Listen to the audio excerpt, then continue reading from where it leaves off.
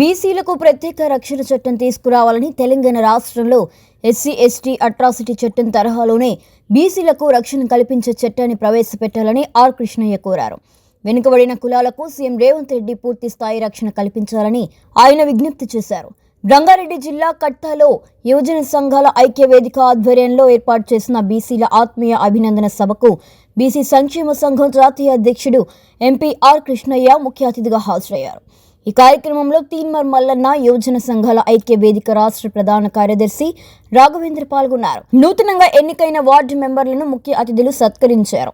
ఈ సందర్భంగా ఆర్ కృష్ణయ్య మాట్లాడుతూ రాష్ట్రంలో బీసీలు తీవ్ర పేదరికంతో మగ్గుతూ వివక్ష, చిన్నచూపు, అన్యాయాలు, దాడులు, అవమానాలకు గురవుతున్నారని ఆవేదన వ్యక్తం చేశారు. ఈ అంశంపై సీఎం ప్రత్యేక చొరవ చూపాలని కూడా కోరారు. రక్షణ చట్టానికి బడ్జెట్ అవసరం లేదని, రాజ్యాంగపరమైన అవరోధాలు కూడా లేవని ఆయన స్పష్టం చేస్తున్నారు. అలాగే ఆంధ్రప్రదేశ్ సీఎం చంద్రబాబు నాయుడు బీసీ రక్షణ చట్టం కోసం కేబినెట్లో నిర్ణయాన్ని తీసుకుని బిల్లు ప్రవేశపెట్టడం దేశ చరిత్రలో చారిత్రాత్మక నిర్ణయమని పేర్కొన్నారు. కేంద్ర రాజకీయాల్లో కీలక పాత్ర పోషిస్తున్న చంద్రబాబు బీసీల కోసం ప్రత్యేక మంత్రిత్వ శాఖ ఏర్పాటు చేయాలని, చట్టసభల్లో 50% రిజర్వేషన్లు, ఉద్యోగాల్లో ప్రమోషన్లలో రిజర్వేషన్ల అమలు, ఖాళీ పోస్టుల భర్తీకి కృషి చేయాలని కోరారు. అదేవిధంగా ఎస్సీ ఎస్టీ బీసీలకు సుప్రీంకోర్టు, హైకోర్టు వంటి ఉన్నత న్యాయస్థానాల్లోనూ రిజర్వేషన్లు కల్పించే దిశగా చర్యలు తీసుకోవాలని ఆయన విజ్ఞప్తి చేశారు.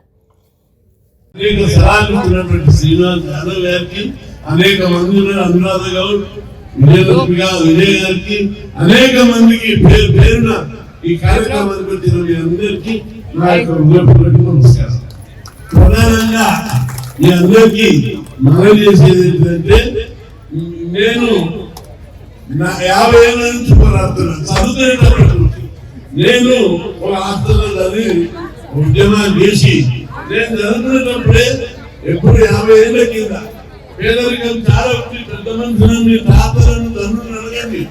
ఆ రోజు చదువుకునే స్థితి లేదు. ఉదయం వండుకుంటే పండుగ రోజు ఆ రోజు అంత పేదరికం ఉన్నటువంటి రోజులు.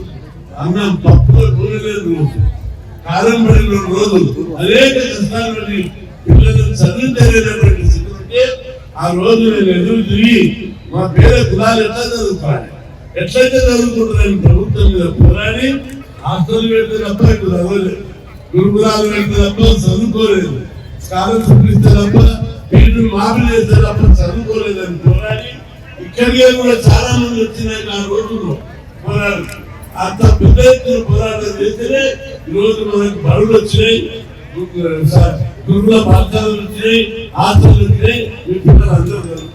మీ తండ్రులు, మీ తాత చదువుకున్నారా? మీరు ఒక్కసారి ఆలోచించండి. చదువుకోవాలనే అనేక సమస్యలు పరిష్కారం. ఈ రోజు నేను చదువుకున్నా 60 ప్రధానమంత్రి ముఖ్యమంత్రులను సవాల్ చేసి మా మల్లన్న ఏ విధమైన అన్యాయం జరిగిందని కళ్ళకి చెప్పారు.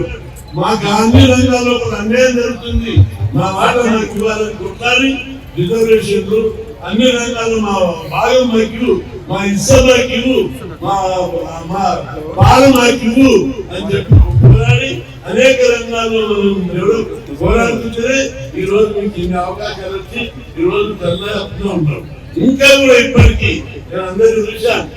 లంబాడి సోదరులు, దళిత సోదరులను, బీసీ లోపల ముద్రాజులను, మున్నూరులను, వడ్డెలను, దళితులను, నాయకులను, అనేక కులాలు ఇప్పటికీ ఇక్కడ ఏ కులాలు క్షమించాలి, శిక్షించడం ఆ కులాల పేరు తప్పనిసరి.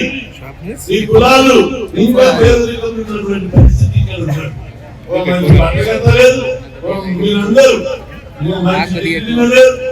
బట్టగట్టలేదు, బంగ్లా మీద అనుకోలేదు. పుట్టినప్పటి నుంచి వీళ్ళ బాధ పోవాలి, వీళ్ళ కష్టాలు పోవాలి, వీళ్ళు సుఖంగా జీవించాలంటే వీళ్ళ పిల్లలు చదవాలి. ఆ చదివితేనే తప్ప మన కష్టాలు తీరవండి. ఆ రోజు నుంచి చదువుకుంటే 50 ఏళ్ళ నుంచి పోరాడుతున్నారు.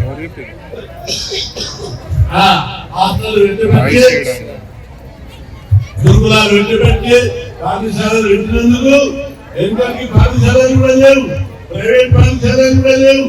అనేక పోరాటాలు పెడితే ఇవన్నీ మనకు వచ్చినాయి. మన పిల్లలు చదువుకుంటున్నారు.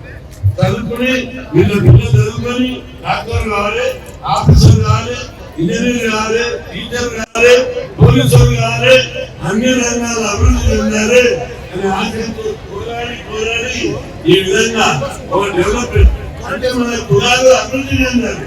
మన కులాలు అభివృద్ధి చెందితేనే మనం అందరం అభివృద్ధి చెందితేనే సుఖంగా సంతోషంగా ఉండాలని ఆశ